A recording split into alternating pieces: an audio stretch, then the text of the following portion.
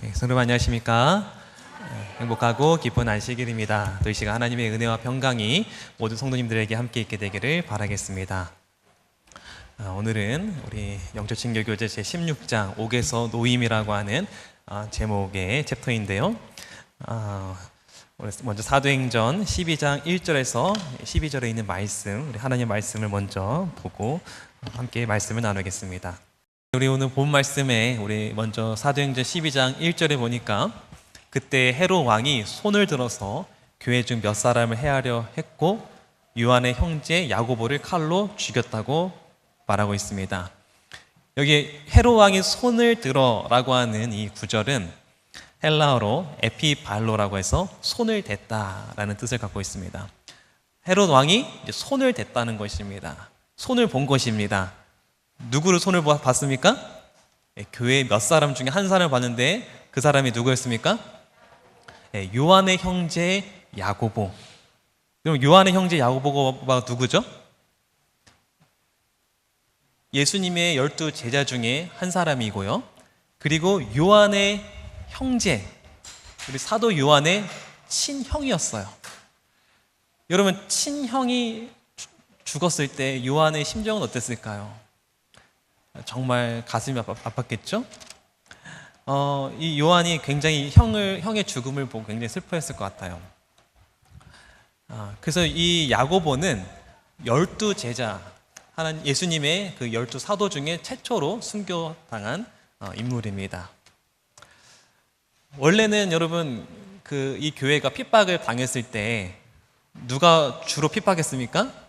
유대인들이 핍박을 했죠. 사내들의 그 공회에 의해서 지도자를 통해서 핍박을 했습니다. 그것은 어떻게 보면 사내들의 이 핍박은 종교의 어떤 세력, 권력을 나타내죠. 그런데 지금 이 사내들인뿐만 아니라 지금은 누가 함께 또 협동해서 핍박하고 있습니까? 헤롯 왕이 지금 핍박하고 있는 거예요. 플러스 세속 권력, 이 정치적 세력이 이제는 함께 이 교회를 핍박하고 있는 모습을 보게 됩니다. 종교 세력과 이 정치 세력이 합해서. 그래서 이 핍박이 더 거세지는 정말 너무나 압도적인 그런 핍박이 몰려오고 있는 그런 모습을 보게 됩니다. 저는 이 형태를 봤을 때 마지막 시대의 그 요한계시록에 그 짐승을 탄 음녀가 좀 생각이 났습니다. 짐승을 탄 음녀가 두 세력을 상징하죠. 그 음녀는 종교적 세력을 상징하고요. 그 탄 짐승은 정치적 세력을 상징합니다. 정말 마지막 시대에도 이런 어마어마한 핍박이 있을 거라고 성경은 말하고 있습니다. 그런데 여러분, 이런 핍박이 이 종교적 세력과 정치 세력의 이 하나의 이 거대한 이 핍박이 그 배우가 누구죠? 이 배우가 누구죠? 요한계시를 읽어보면 그 배우가 바로 용이었다는 것을 알 수 있어요. 용이 그 권세를 줬다고 해요. 그 배후에는 사단이 있는 것입니다. 다시 말해서 지금 이 사내들인의 이 종교적 세력의 핍박과 또 이 헤롯 왕의 이 정치적 세력의 이 핍박의 배후에는 누가 있는 겁니까? 바로 사단이 있는 것이에요. 여러분, 지금 사단은 아주 작정한 것 같아요. 교회를 멸절시키려고 작정을 한 것 같아요. 그래서 첫 사도 중에 순교자가 야고보였습니다. 요한의 형제 야고보가 죽게 되었는데요. 근데 여기에 특징이 있어요. 여러분, 왜 야고보일까요? 왜 야고보가 죽었을까요? 여러분, 야고보는 어떤 사람이냐면 우리 마태복음 17장 1절을 보면 이렇게 기록되어 있습니다. 우리 다 같이 한번 읽어볼까요? 시작. 예수께서 베드로와 야고보와 그 형제 요한을 데리시고 따로 높은 산에 올라가셨더니, 예수님께서 12 제자들이 있는데 그 12 제자 중에 누구를 뽑았습니까? 지금 베드로와 야고보와 그 형제 요한, 이 세 제자를 따로 뽑아서 산으로 올라가셨어요. 여러분, 12 중에 3명을 뽑았다는 것은 어떤 의미죠? 이 세 제자들은 어떤 제자입니까? 제자 중에서도 중추적인 핵심 역할을 하는 그런 제자죠. 근데 이런 표현이 한 번만 나오는 게 여러 번 나와요. 또 마가복음 5장 30절 보면 베드로와 야고보의 형제 요한 외에 아무도 따라옴을 허치 아니하시고, 이 병자를 고칠 때 따라오지 말라고 했어요. 누구만 따라오라고요? 이 세 제자만. 어떻게 보면 이 다른 제자들이 좀 시기할 수도 있었을 것 같아요. 왜 나는 아니고 왜 저 친구들만 가나, 이렇게 생각할 수 있었을 것 같아요. 그래서 과거에 좀 다툼이 있었지 않았습니까? 그런데 예수님께서는 특별히 이 세 제자들을 항상 데리고 다니셨어요. 특별히 어떤 상황 가운데. 또 마가복음 14장 32절 33절에 겟세마네의 기도에 대해서 이렇게 또 말합니다. 예수께서 제자들에게 이르시되 나의 기도할 동안에 너희는 여기에 앉아 있으라 하시고 누구를 데려갑니까? 베드로와 야고보와 요한을 데려가십니다. 이 세 제자 베드로, 야고보와 요한은 어떻게 보면 예수님의 수제자였던 것 같아요. 수제자. 지금 이 사단이 누구를 죽였어요? 예, 야고보를 지금 죽였어요. 지금 사단의 전략이 뭔 것 같습니까? 제자 중에서도 핵심 역할을 하는 그 역할하는 제자를 지금 잡고 있는 모습을 보게 됩니다. 근데 헤롯 왕이 계획이 야고보만 잡으려고 하는 것이 아니었어요. 여기 보니까 그때 헤롯 왕이 손을 들어 교회 중에 몇 사람을 해하려 했잖아요. 그 야고보만 해하려는 게 아니라 더 많은 제자를 해하려고 했는데 그 중에 몇 사람, 그 몇 사람이 누구였습니까? 또 우리가 방금 본 말씀에 누구를 또 잡았습니까? 베드로를 잡았잖아요. 그렇죠? 그러니까 여러분, 이제 다음 잡을 사람은 요한이실 수도 있어요. 다시 말해서 지금 전략이 뭐냐면 특별히 지도자, 리더를 잡아가는 겁니다. 핍박하고 있는 모습이에요. 여러분, 사단은요, 우리 교회를 공격하기도 하는데 어떻게 공격하냐면 특별히 누구를 공격할까요? 지도자, 리더를 공격한다는 거예요. 여러분, 우리 특별히 저희 원내등교회 우리 리더분들, 특별히 우리 장로님들을 위하여 여러분 많은 기도 부탁드리겠습니다. 여러분, 사단이 어떻게든 이 지도자를 무너뜨리려고, 이 리더를 무너뜨리려고 공격을 하고 있어요. 그래서 베드로가 잡혔는데 정말 저는 이 본 말씀 중에 가장 은혜 있던 구절이 바로 이 구절이었어요. 사도행전 12장 5절 말씀인데요, 다 같이 읽겠습니다. 시작. 이에 베드로는 옥에 갇혔고 교회는 그를 위하여 간절히 하나님께 기도하더라. 교회가 지금 누구를 위해서 기도하고 있습니까? 베드로, 바로 그 당시 교회의 지도자, 리더를 위하여 얼마나 열심히 간절히 기도하고 있는지 모릅니다. 그들이 어떻게 느꼈냐면 우리 영적 친구에는 이렇게 나와 있습니다. 그들은 하나님의 특별한 도움이 없이는 그리스도의 교회는 망할지도 모를 지점에 이르렀다고 느꼈다. 지도자들이 다 잡혀가고 죽고, 그러니까 이제 이 교회가 문이 닫게 생기고 이제 망할지도 모르겠다는 그런 위협을 느꼈습니다.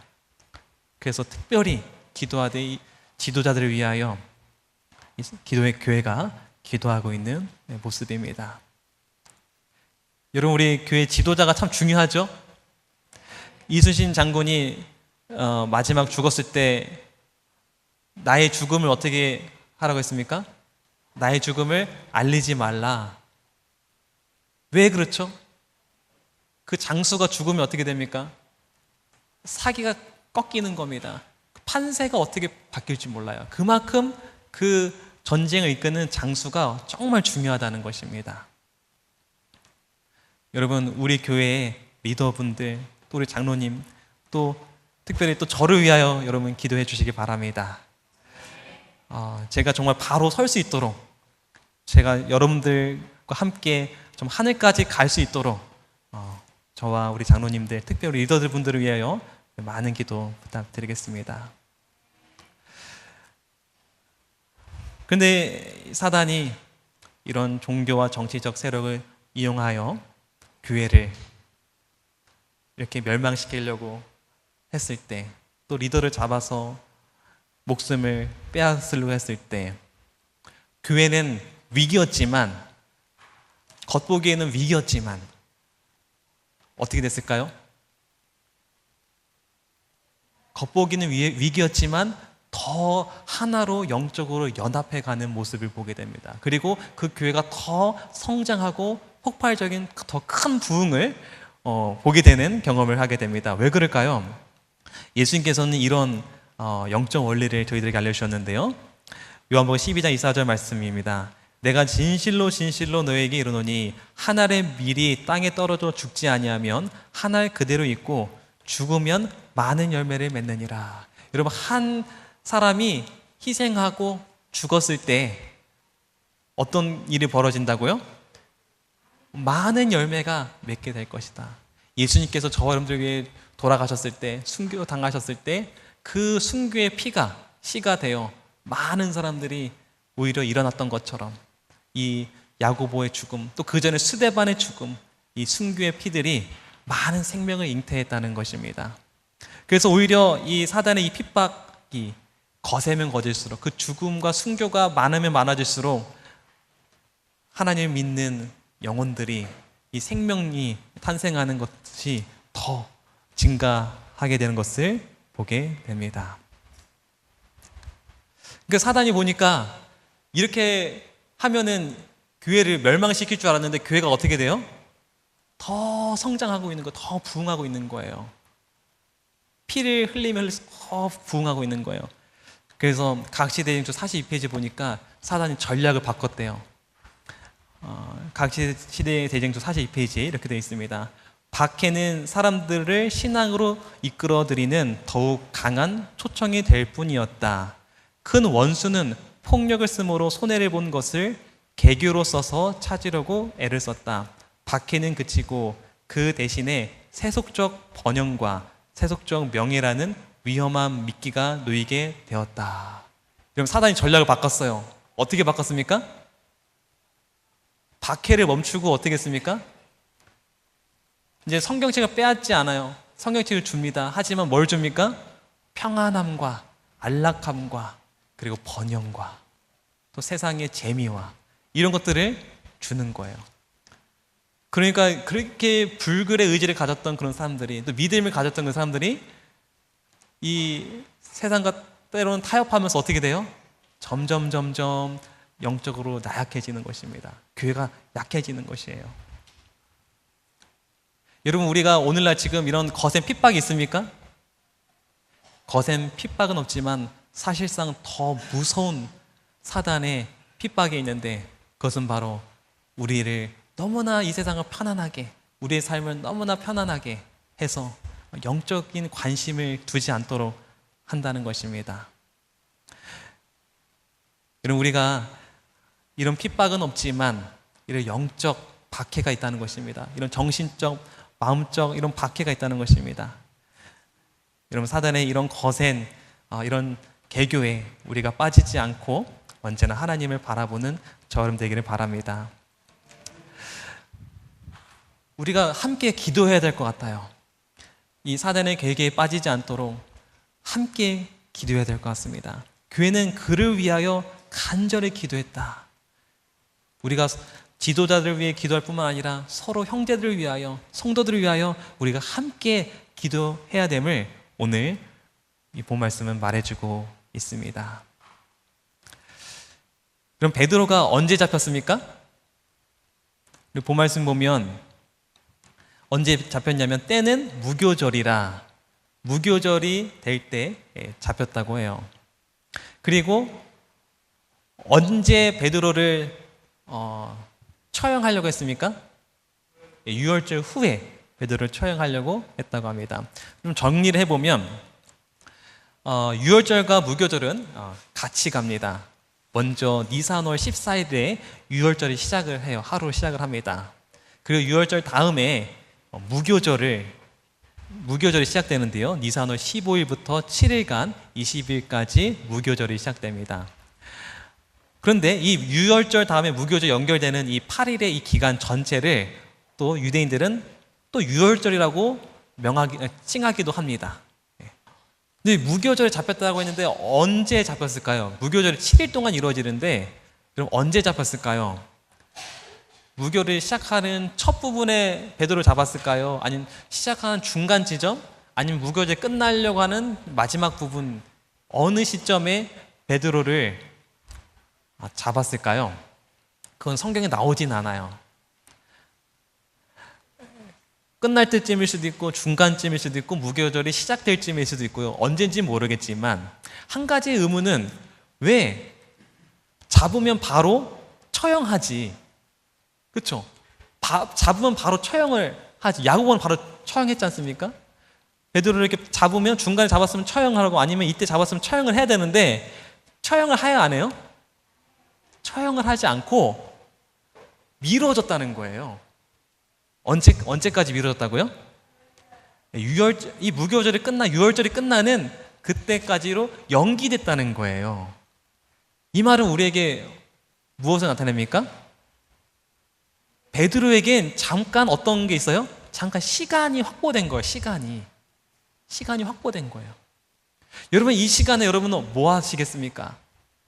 여러분 베드로라면 그 베드로를 지켜보고 있는 교회라면 여러분 이 기간에 여러분 이 시간에 무엇 하시겠습니까? 잠깐 짧은 이 시간을 확보했는데 어떻게 하겠습니까? 그때 성도들은 교회는 기도했다는 것입니다. 다시 말해서 그들이 기도할 수 있는 시간을 확보했다는 거예요. 우리 영적 친교 교재 6번에는 이렇게 기록되어 있습니다. 다 같이 한번 읽어볼까요? 시작. 여러 가지 사정으로 베드로의 처형이 유월절 이후로 연기되는 동안 교인들은 마음을 깊이 살피고 열렬히 기도할 시간을 얻었다. 여러분 정말 이 중요한 이 순간에 그들이 어떤 시간을 얻었다고요? 기도할 수 있는 시간을 얻었다. 너무 다행 아니겠습니까? 그렇죠? 여러분 우리가 너무 바빠서 기도할 시간이 없다고 말하기도 합니다. 그런데 여러분 기도의 시간을 확보하는 것이 얼마나 중요한지 우리가 여기서 볼 수가 있어요. 여러분 지금 우리는 시간이 많지 않습니까? 사실은 베드로처럼 촉박하진 않아요. 우리는 시간이 많아요. 여러분 우리는 반드시 기도할 시간을 확보해야 합니다. 여러분 기도할 시간을 반드시 확보하고 얻으시기를 바랍니다. 그 길이 이 시간을 확보하는 것이 결국 개인을 또 가정을 교회를 살리는 길이라는 거예요. 그 교회가 그 기도하는 시간을 확보함으로 누가 살게 됐습니까? 베드로가 살게 됐잖아요. 여러분 이 기도의 시간을 여러분 꼭 개인적으로 확보하게 되기를 바랍니다. 베드로가 잡혔는데요. 군병들이 이 간수들이 베드로를 어떻게 감시를 합니까? 군사 내식인 내패로 맡겼다고 하는데 이 의미가 뭐냐면 내패, 이 패는 조입니다. 조. 그러니까 네 조가 있었다는 거예요. 한 조당 몇 명씩이요? 4명씩 4조. 그러면 총 몇 명입니까? 4, 4, 16, 16명이 그 베드로 한 사람을 지금 감시하고 있는 거예요. 지키고 있는 거예요. 제가 이해하기 쉽게 좀 그림을 그려봤습니다. 베드로가 지금 이 빨간색 옥 안에 갇혔어요. 두 사람은 그 옆에 베드로 같이 들어가서 이렇게 함께 이렇게 묶여서 있다고 해요. 그리고 나머지 두 사람은 밖에서 못 나가도록 지키고 있어요.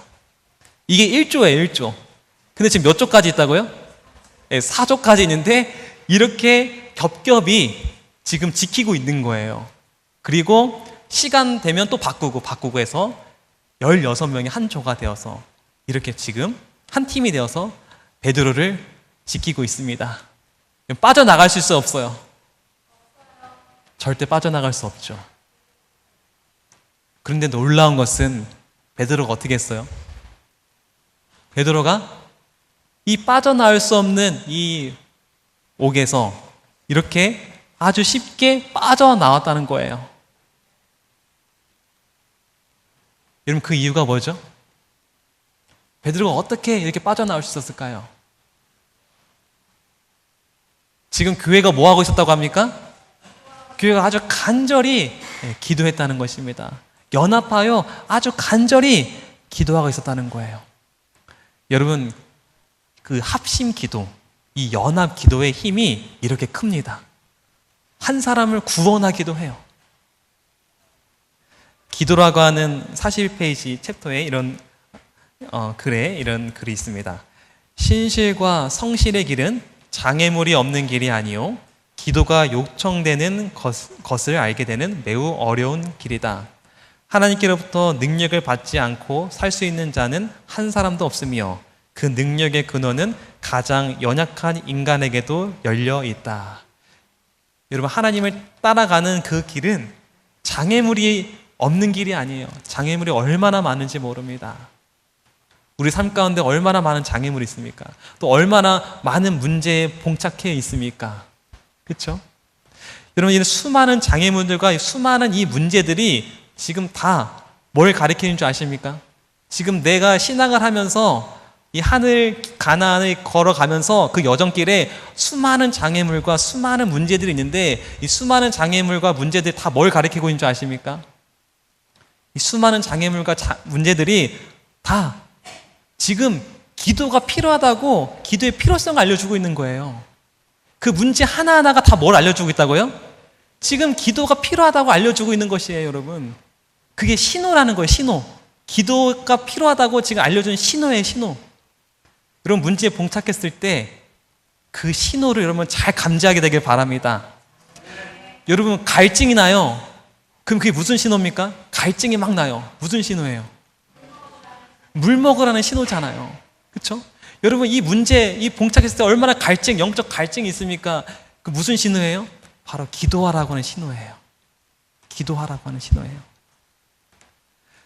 그래서 여러분, 이런 어려운 문제에 봉착했을 때 크거나 작거나 어떤 문제에 봉착했을 때 그 모든 것들은 다 기도가 필요한 우리에게 알려주고 있습니다.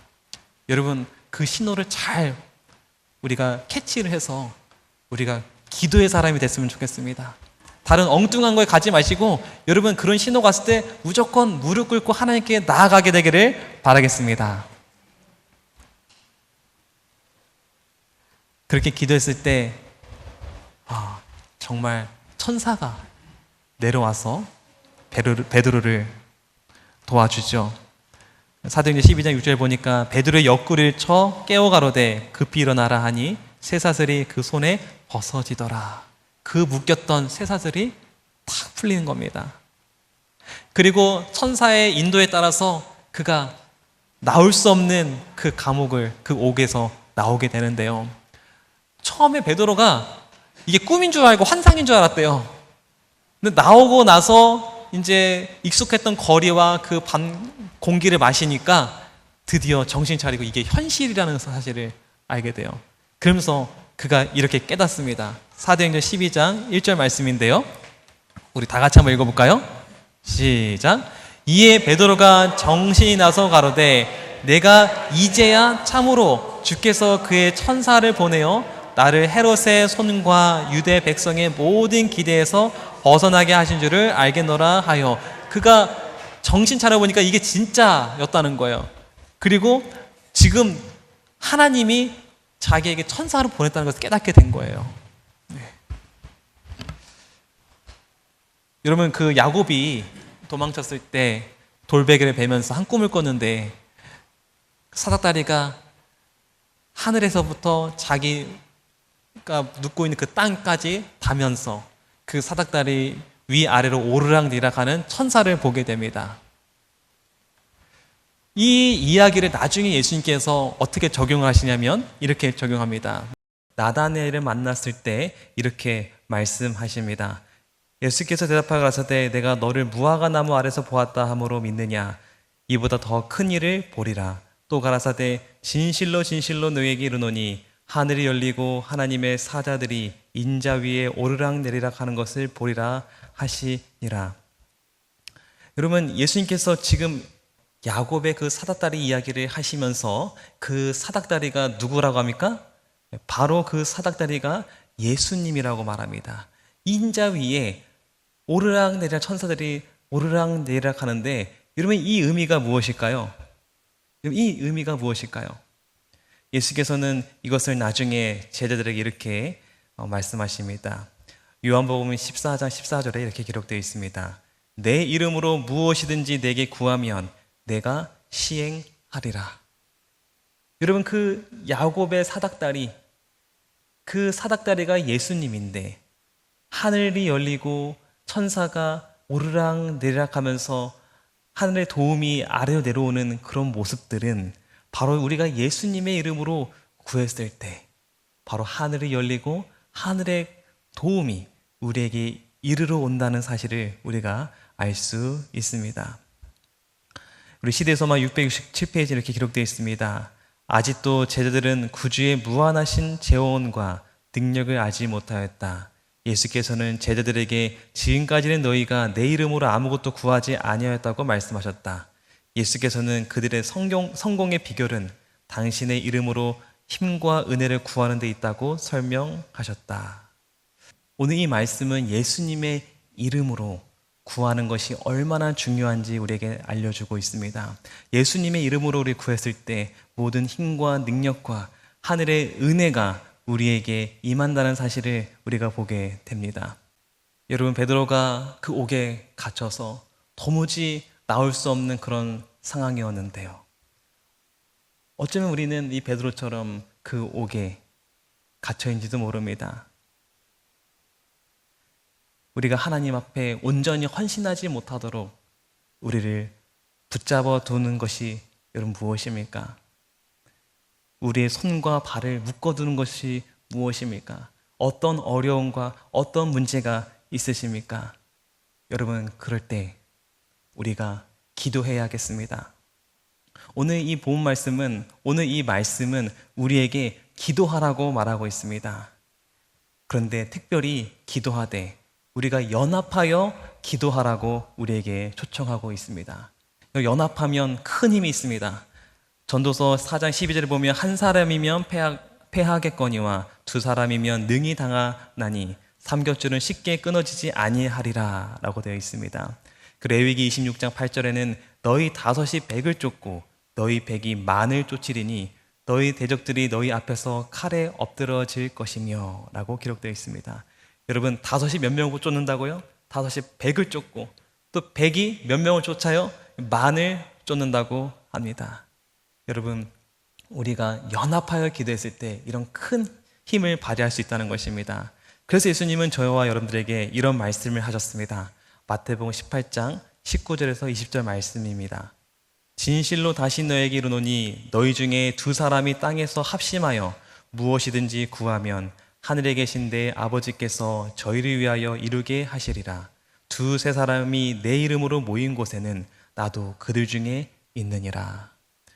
여러분, 두세 사람이 합심하여 기도했을 때, 이런 많은 성도들이 합심하여 기도했을 때 그곳에 하나님께서 함께 하시겠다고 약속하셨고, 그리고 그 기도를 들어주시겠다고 약속하셨습니다.